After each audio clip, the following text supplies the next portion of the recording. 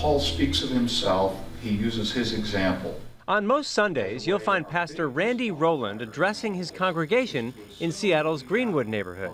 But during the fall, he also spends a few Sundays speaking to a much larger group of followers. Here come the Hawks! When he's not answering to a higher calling, Randy can be found high above CenturyLink Field as the official public address announcer for the Seahawks. It's a job he's had since being asked to fill in back when the Hawks played at the Kingdom. They said, oh, our PA guy quit and moved to Baltimore with the new Ravens, and he's working for the government making films.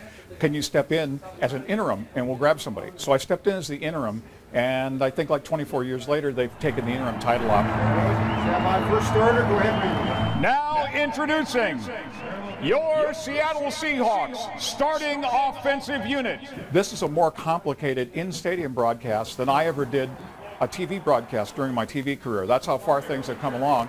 I've got an offensive and defensive spotter. Jason and Darren have been with me about 12 years. I met them through the team. They're awesome. Brandon Mebane made the stop.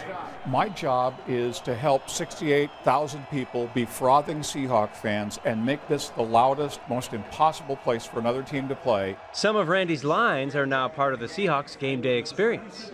I'd said that's good for a Seahawks first down or another Seahawks first down.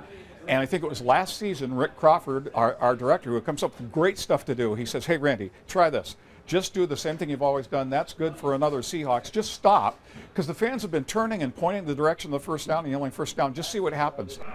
And that's good for us Seahawks. Very first time I did it, the place exploded. It is a blast when you see everything working and you see the crowd responding and just flowing with the game.